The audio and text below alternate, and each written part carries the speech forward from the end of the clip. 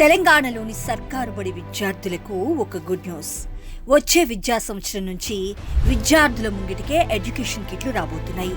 గౌరవ సీఎం శ్రీ రేవంత్ రెడ్డి గారి అధినాయకత్వంలోని ప్రజాప్రభుత్వం అత్యంత ప్రతిష్టాత్మకంగా చేపట్టనున్న ఈ పథకం ద్వారా రాష్ట్ర వ్యాప్తంగా సుమారు 24 లక్షల మంది విద్యార్థులకు లబ్ధి చేకూరనుంది.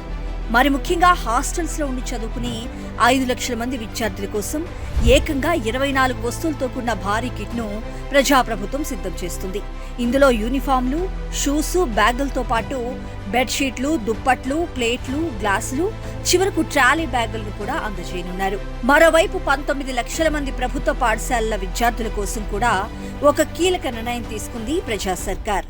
పాదరక్షలు లేక ఇబ్బంది పడుతున్న చిన్నారుల కోసం షూస్, సాక్స్ మరియు బెల్ట్స్ ని ప్రత్యేకంగా అందజేయనున్నారు. ఈ భారీ ప్రాజెక్టు కోసం ఇప్పటికే టెండర్ల ప్రక్రియ మొదలైంది. ఏప్రిల్ 13లోగా బిడ్లు దాఖలు చేయాలని గడువు విధించిన ప్రభుత్వం జూన్ మొదటి వారానికల్లా వస్తువులన్నీ స్కూళ్లకు చేరాలని ఆదేశించింది. నాణ్యతలో తేడా వచ్చినా, సరఫరాలో ఆలస్యమైనా కాంట్రాక్టర్లపై కఠిన చర్యలు తప్పవని, అవసరమైతే 7 ఏళ్ల పాటు బ్లాక్ లిస్టులో పెడతామని ప్రజాప్రభుత్వం హెచ్చరించింది. పారదర్శకత కోసం ప్రతి వస్తువుపై బార్ కోడింగ్ ని కూడా అమలు చేస్తున్నారు. జూన్ 12వ తేదీన స్కూళ్లు తెరిచే నాటికి విద్యార్థులంతా కొత్త కిట్లతో కళకళ్లాడాలని ప్రజాప్రభుత్వం లక్ష్యంగా పెట్టుకుంది.